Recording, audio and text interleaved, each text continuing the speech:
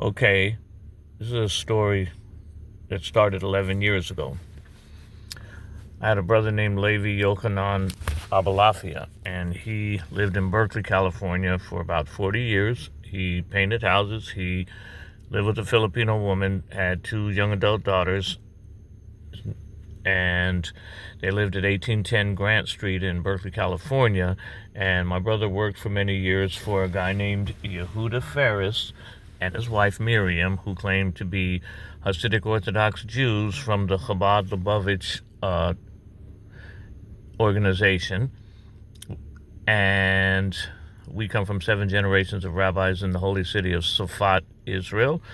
And our father's obituary made the front page of the New York Times. In 2009, our grandfather was the longest-running Jewish columnist at the Jewish Telegraphic Agency, Nathan Ziprin. And what ended up happening was my brother passed away from cancer 5 years ago. He struggled with it for 6 years. I work with him very closely. I'm a first responder. He left his half ownership of a $2 million house in Berkeley known as 1810 Grant Street, Berkeley, California, 94703. The house next door sold for $2.35 million a few months ago. It's not a cheap area. It's very expensive. So my brother didn't see his own daughters in the whole 6 years that he had cancer, because some families will do that. And I know that because I worked at hospitals for a long time, and we always see about 3% of people who are dying. That some families are so cold, they're like possessed by Satan, and they just never come around, and they don't even pick up the body of the person, their own family member. They don't visit, and then when they die, they don't even pick up the body. And everyone that works in the hospital knows about this, from the dishwasher to the CEO. And these people are the bane of our existence. They destroy any chance of healing, because even though we do the medical healing, they need to do the emotional healing, and they don't do it. And we despise them for it. We don't like them. But I never saw it over 6 years except in my own brother's case. Was it anti-Semitism? Maybe, because technically in Jewish law, if your mom's not Jewish and you don't convert, well, then technically you're not Jewish. So there's a lot of hatred amongst children whose father's Jewish but their mother isn't, and maybe they don't want to convert. So, and conversion is not a one-day process. It's might be 6 months, and it's permanent. So anyway, my brother came down with 6 months to live out of nowhere in 2014. He had separated from his girlfriend, Nancy Salgado, for 4 years already. He had already left the house, separated. He was in contact with the daughters, and suddenly he gets 6 months to live. He never heard from them again till the day he died. And they finally confessed in court what I've always been saying. On August 19th, 2024, you could look at this up in the public record.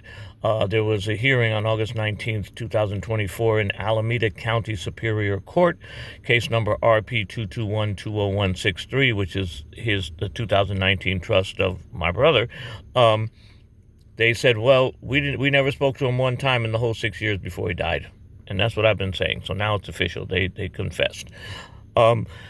He wrote two trusts actually, and they both very specifically said that they can get only 25% each of his half of the house. Under no circumstances can they get 50% each of his half of the house. Under no circumstances. So he passed. So I took care of him for 6 years, right? I couldn't do my work and my career plans because 100 doctors told me he had 6 months to live. So I had to make sure he got his blood pressure taken, his respiratory rate taken, make sure he wasn't turning blue. I got up at 4 a.m. every day, 365 days a year, to get him his medication because he had fallen into 4 liver comas. He was so sick. Most people die. 90% of people just die in 6 months. Well, he held on, but when you hold on, then secondary things start happening. It's called decompensated liver disease, where your abdomen starts blowing up with fluid, your lung sac starts blowing up with fluid, you start falling into a coma, and there's no cure for it. The coma, the only thing you can do is take some medicine to sort of control it by way of heavy laxative, because when your liver is so bad, it can't convert undigested food into water, and you urinate it out like people with functioning livers. The person with the bad liver goes into a coma every time they eat food because their liver can't convert it can't convert the fermented undigested food from ammonia to water, albumin or something. They're short on this chemical, and so they have to take a laxative 4 or 5 times a day to make sure that as soon as they eat, they go to the bathroom. As soon as they eat, they go to the bathroom. So the undigested food doesn't have a chance to become fermented. And if it does, they die in a coma. That's how bad he was. So according to Yehuda, even though he wrote a trust a year before he died, they never told us about it. When somebody's a trustee of a trust and there's a first trust, when the person dies, if they change it, then they are supposed to tell the people, the beneficiaries, yes, he wrote this trust a year ago, but now he changed it and made it this trust. But they didn't tell us. And the law says most of the time you only have 120 days to contest the trust. But they didn't give us a chance to legitimately contest the trust because they didn't tell us what it was before. That's wrong. That's the law. But corrupt probate courts don't care most of the time. So anyhow, I was living with my brother for a whole year before he passed away, right? Because he was living in rat-infested basements for 5 years. His own daughters, cold calculating indifferent human beings, if you can even call them that, were earning $100,000 a year as occupational therapists. One still works at UCLA. She's a child psychologist for UCLA faculty. If they only knew that she didn't talk to her father in 6 years, would she have that job? You go on Family Feud and ask that one. And the other one's also earning $100,000 a year, just married an accountant from a big firm, so they're making $200,000 a year. Did they call their father one time in 6 years of cancer? No. He was on the liver transplant list for over a year and a half. Did they try to volunteer to give a piece of their liver like I did? No. Did they call their 10,000 Facebook friends and say, hey, my dad needs a liver transplant. Can you save his life? No. They didn't call him. They didn't talk to him. They didn't visit him. They didn't give him a Christmas card, Hanukkah card, bowl of chicken soup, a hug, nothing. They didn't even call him. He was dying alone. He died alone without his own daughters that he raised for 30 years. And the trustee turned around and violated the trust by selling those daughters his half of the $2 million house for $82,700 and did not give me or my sisters anything that were due except $4,000 5 years ago. But the trust says that we're supposed to get $90,000. And if we don't get it in 9 months of when he dies, it's supposed to be a lien on the property at 10% interest a year until paid in full. Now it'll be 6 years in a few months. So 90,000 plus 6 years at 10% is $165,000. That's divided 3 ways, so it's about $55,000 each. But they only gave us $4,000, and they sold the property to the daughters for $80,000. And then they told the court that they offered us money, but they didn't. I was living at my brother's house a year with him. So when he died, COVID broke out, and they said, stick around. There's eviction moratorium. There's a biohazard everywhere. Stay put, and we'll get you and your sisters your money. And then 3 years ago, in the middle of the pandemic, they write me a threatening letter on the lawyer's stationery. This is the lawyer that wrote both trusts, mind you, who made himself a beneficiary, who made the trustee a beneficiary. That's already a conflict of interest. They turn around and said, well, you better get out in the middle of the COVID pandemic. I don't care if you could die from breathing the air, and I don't care if there's no vaccines. If you don't get out in 2 months, you're never going to see a dime of your inheritance, and neither is your sister's. I said, you got any money? I called him 100 times. I tried to reach, nobody answered the phone. I said, you got any money? You got my 40,000. You got my sister's 40,000. You got 10,000 just relocation fee. Where am I supposed to live? Nobody's renting because it's the middle of the eviction moratorium. They didn't even answer the phone. Next thing you know, I get a 30-day notice on the door. I called the recorder's office. I said, who owns this house? Well, not the trust anymore, the daughters. But the trust says they can't own half of it. Both trusts. I found the one trust that gives us ownership of some of the property. That was written a year before he died. They came up with this other one that he wrote, supposedly he wrote, after he's in 4 liver comas that he never recovered from. He's just taking the laxative every day and praying that he doesn't slip back into a coma. If the laxative doesn't flush the food out, he'll be going into a coma. If he ran out of medicine, he'd be in a coma in a day. He was that close to coma that last 6 months of his life. Yet, according to them, he was smart enough, he has clarity enough to write a trust. But even the trust that supposedly he wrote when he was in that coma-like state, did they follow it? No. Why? And the trustee's wife, she wants to sell the house. She wants to flip it. She wrote me a text message saying, we didn't really sell the house. Well, we're going to fix it up and put it on the market. But if I go on welfare, I wouldn't be in the street because welfare will give me a free house. And astoundingly, my brother just died within a few months of my brother's death. The trustee's wife, Miriam Ferris, who I have known for 50 years. That's what friends are for, right? Well, you got to get them dirty cars out of the driveway because you're devaluing the value of the house and the resale value is going down, and you got to get rid of those cars. I don't care if they have sentimental value. I don't care if your mother's house burned in the Oakland Hills fire and you don't have any family history, but get rid of those ugly cars because we got to sell the house. Oh, and you got to move out for a few months so we can fix it up because we're going to sell it. They don't have any right to sell the house. They have to put a lien on the property and pay us our money. Nevertheless, they turned around and sold it out from under us after they went to court and said, well, hey, Judge, we don't want to kick him out. He's a nice guy. He took care of his brother. Hey, Judge, is it okay for him to be evicted? And if it is, then we want the girlfriend and the daughters, they can pay for it, but we don't want to pay for it. And then the judge never decided because the hearing kept getting postponed. And they said, we would never do anything without this honorable court's permission because we would never want to appear biased from one beneficiary or the other. Well, that's exactly what they did. They turned around and broke the trust. The trust says they're not supposed to get but 50% of his half, and they gave it to him for $80,000. But they don't even live around here. They don't want to live in the house. One of them is in L.A. with her job now 10 years. The other one moved to Washington, upstate, and she's not interested in living there either.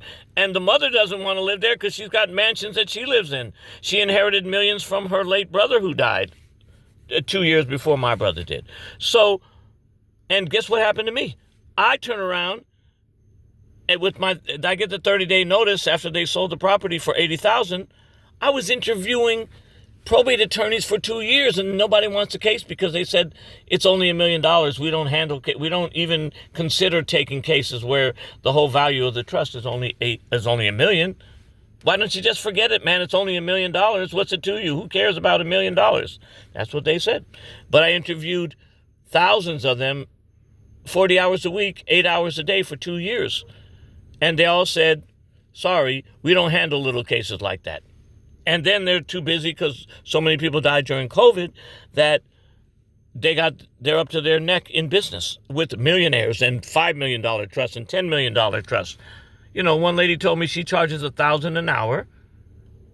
I'm serious. The other one said, I don't get out of bed for less than $10,000 retainer. They said, if you really want to fight a losing battle, give me $30,000, $40,000 down and $5,000 a month for a couple of years and we'll try, but don't be mad if you lose. So when they sold the property, I just started filing my own lawsuits, and I figured, well, I got to file now to save the statute of limitations, and I'll find a lawyer later, hopefully. So that's what I did. I filed a whole bunch of lawsuits in pro per without an attorney, and then finally, a year ago, March of 2024, the judge said, okay, Mr. No Lawyer, you want to act like a lawyer? Okay, we're going to trial, August 19th, 2024. too bad, take it or leave it, I'm not budging. So I tried to get extensions and continuances and all kinds of stuff, and I couldn't get any continuance. I couldn't get any lawyer. So finally, someone told me, dismiss without prejudice 5 out of 6 of your petitions, your lawsuits, because you can bring them back later. If the judge won't help you, help yourself. So the day before the pretrial, 3 days before trial, I just did just that. I dismissed without prejudice all my petitions, and the judge was mad, and she said, you're trying to bring those back later. I said, that's right. And then I had to face one because I couldn't dismiss all of them. There was one I didn't have statute of limitations on, and that's on appeal. But it doesn't make or break the case. Even if I lose, we still got a case against them, but we just don't have no lawyer to this day. And they know it, and that's why they don't care, because they said no one's going to take the case because it'll take $1 million to fight it. And if y'all only left to win is $1 million, to them, I mean, you can win more, but they're not in their narrow minds, right? So, and there's blacklisted. Someone told me, make sure any attorney you get is 300 miles away. I said, why? They said all the probate judges around here are petty and will retaliate if someone takes the wrong case. Then they'll remember that lawyer and never let them win any case. So attorneys are afraid to take some cases for fear of retaliation. And I thought, that's why I can't get an attorney in 3 years, 5 years now. So I filed all these lawsuits. I went up against it, and the one thing I couldn't dismiss was the trust contest, like the first trust, which gives us ownership of the property that I found in the house that they didn't tell us about, versus the one that they say, which just gives us a lien on the property, which they never did either. So I filed that and lost, and that's on appeal, but guess what happened? Now they blacklisted me by lying. They lied to the judge and said, well, he's a vexatious litigant. Hey, judge, make him a vexatious litigant because he filed 27 lawsuits in the last 7 years. He's a maniac, likes to sue everybody. And they reprinted 4 lawsuits 27 times and make it look like 27 lawsuits. So I objected to evidence, and I said, excuse me, Your Honor, look at this. It's not 27, it's 4. She said, I don't care. I'm making you a vexatious litigant anyway because you filed 8 pretrial motions in a 30-day period. I said, no, I didn't, only file 5. What 8 are you talking about? And she just turned up her nose and said, didn't care. So now I'm on this vexatious litigant list, and now no lawyer wants to help. And lawyers don't want to help anybody that's on the vexatious litigant list because they could get disbarred. And now I can't even file my own lawsuits because the judge in my county doesn't let any vexatious litigants file. So I got an eviction on my record because they tried to evict me during the COVID pandemic, and there was nowhere to go, and I didn't have any money. I'd been taking care of my brother for 6 years, and then the COVID shut down the world. So where was I going to go 10 years? 6 years as caregiver and 3 years as holed up hiding from a bat virus like the rest of the world. Luckily, I didn't die like the other 6 million people did. That probably made them mad. They were trying to kill me by throwing me out in the street. They figured if I died of COVID, they wouldn't have any body to fight against what they did. So anyway, here we are, 5 years after my brother passed away. There's only $4,000 each 5 years ago. They sold the property for $82,000. I found $70,000 in cashier's checks in my brother's house.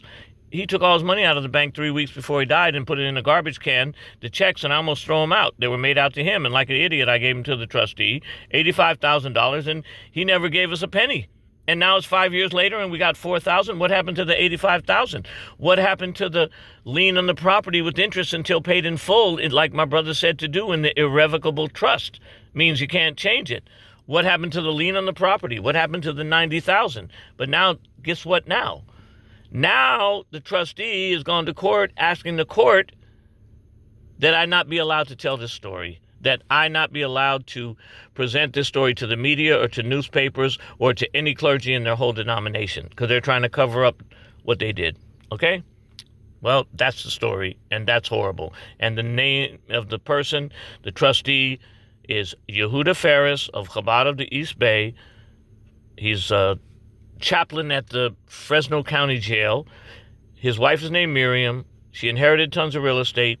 Their lawyer is William John Rogers out of Petaluma. He wrote both trusts. He wrote himself in as a beneficiary. He got $57,000 in attorney's fees, and we got $4,000. Okay? and his license number is 154219. The other characters in this horror story is attorney Briar Horn. He's the one that initiated the vexatious litigant. He's another man whose father's Jewish but mother isn't. That's a natural born. Those people have a tendency to be anti-Semitic. I don't know him well enough to know that, but he filed the vexatious litigant motion against me, and I'm a senior citizen, and he's only been a lawyer for 3 years. And thanks to him, now I'm blacklisted and may never. And if I don't win the appeal, I may never be able to file a lawsuit. And this is all to cover up the fact that his clients, the two daughters who never saw their father in 6 years, bought the property in violation of the irrevocable trust for $82,000 and shorted myself and my sisters as beneficiaries. And now they're going to court saying I shouldn't be allowed to talk about this. It remains to be seen if that civil restraining order is going to hold, but they're treating me like a criminal. So this is what they did to me. I took care of my brother. I kept him alive for 6 years, the best I could. And then I stayed at the house for a few years. And then because of COVID, and then they told me to get out when there was nowhere to go, and they didn't give me any money. I couldn't even rent because there was no place to rent, but they didn't even offer me anything. Then they threatened me if I didn't get out in 2 months, I wouldn't get any inheritance. And they threatened my sisters. What do my sisters have to do with it?